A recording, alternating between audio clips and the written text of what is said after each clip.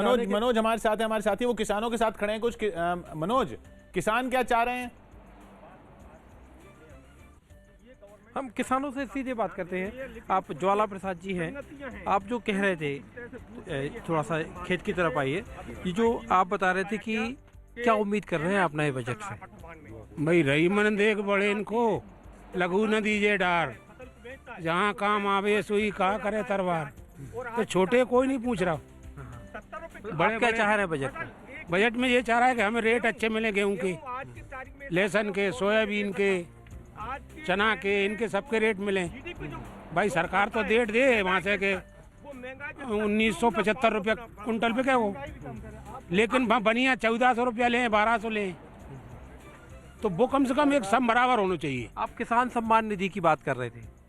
हमें पहली बार किसानों को माननीय मोदी जी ने मान लो जो दिया है, उससे किसान आज के डेट में बहुत संतुष्ट है। और आगे किसानों की ये है कि मान लो जैसे गेहूं के दाम, जो बीएसपी और ये किसान आंदोलन करे वो फर्जी किसान, मगर गेहूं के रेट बढ़ाए जाएं और जो माप जो डीजल का या और चीज़ों का, जो गैस सिलेंडर या और भी चीज़ें जो बढ़े हैं, उस हिसाब से गेहूं का रेट नहीं बढ़ा गया है। तो हम ये चाहते हैं कि फसल की कीमत, हमें अच्छी फसल की कीमत मिले। जिस अनुपात में बाजार बढ़ रहा है उसी अनुपात में आपकी फसल की आपको कीमत मिले। जी, लेकिन अब सवाल ये मौसम साहब, जैसा किसान भी यही बोल रहे हैं, देवेंद्र शर्मा जी भी कह रहे हैं कि भाई ये जो स्टिमुलस दिए गए, कॉर्पोरेट्स को दिए गए, वो क्या वो विड्रॉ करने चाहिए? क्योंकि कहीं से तो पैसा लाना चाहिए ना। टैक्स कितना बढ़ाया जाएगा?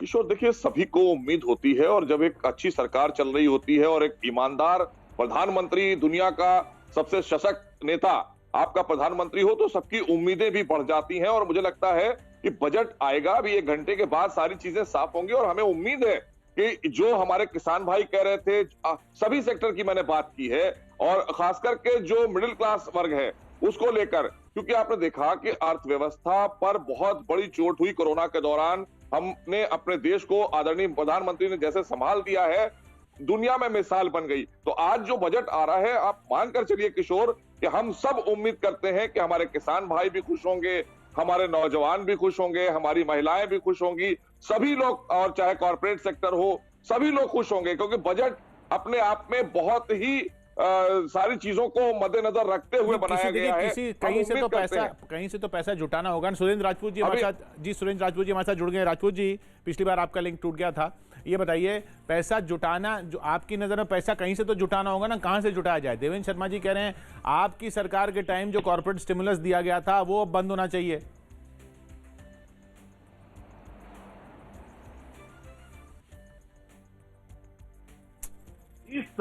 जिस तरीके से 350 से 450% तक डीजल पर और पेट्रोल पर आपने एक्साइज ड्यूटी बढ़ाई है, वो पैसा कहां गया? वो 20 से 25 लाख करोड़ है, उसी को दे दीजिए।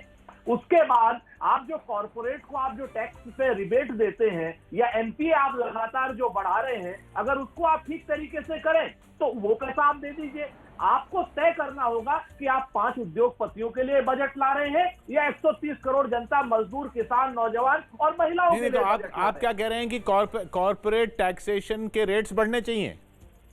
मैं ये कह रहा हूं कॉर्पोरेट टैक्सेशन के रेट आप घटाइए मत, जो है उससे आप रिकवरी अच्छी कीजिए, नंबर 1। नंबर 2, आप स्पेंडिंग के लिए मजदूर को, किसान को के जेब में डायरेक्ट पैसा दीजिए, उससे कॉर्पोरेट को ही फायदा होगा, क्योंकि उसका नहीं, सवाल ये ना कि डायरेक्ट पैसा हो या कैसे भी पैसा हो, इन्वेस्टमेंट का पैसा हो, आना तो है ना कहीं से, आना तो है ना कहीं से। बिल्कुल सही कहा, बिल्कुल सही कहा किशोर भाई, आप तो मशहूर होता है। आप एक चीज देखिए ना कि एक तरफ तो आप कह रहे हैं कि साहब हमारा बॉम्बे स्टॉक एक्सचेंज 50,000 से ऊपर जा रहा है, तो पैसा तो आ ही रहा है, दुनिया भर से पैसा आया है आपके पास, वो पैसा गया कहां? अगर आपके पास वो पैसा नहीं है तो आप सरकार श्वेत पत्र जारी करे कि हम भूखे हैं, हम नंगे हैं। किस तरीके? प्रधानमंत्री जी तो हमेशा कहते हैं कि हमारी अर्थव्यवस्था नहीं लॉजिक में आप, अरे सर राजपूत जी थोड़ा तो लॉजिक से बात करिए ना, कि मैं ये बात कह रहा हूं कि भाई जब बजट में जो खर्चा है वो आएगा कहां से, वो आपकी नजर में क्या प्रायोरिटी होनी चाहिए? मैं लॉजिकल बात ही कर रहा हूं किशोर भाई। 2014 में जहां 100% के आसपास एक्साइज ड्यूटी थी, आज 450% है। 350 से 450% के हिसाब में 25 लाख करोड़ गया कहां? वो पैसा तो है ना आपके पास। यही तो आप पारदर्शी नीति से आपने 40% तथाकथित भ्रष्टाचार नहीं तो का आप क्या कह रहे हैं कि पैसा खत्म- पड़ा हुआ है और जुटाने की जरूरत ही नहीं है? ये मैं कह रहा हूं कि नरेंद्र मोदी जी ने ये कहा है, और भारतीय जनता पार्टी के वित्त मंत्री और भारतीय जनता पार्टी ये कह रही है। अच्छा, कि हमने एक पैसा मिनट, जुटाया है। ये व्यापारी जिन पे हमेशा बोझ आता है, ये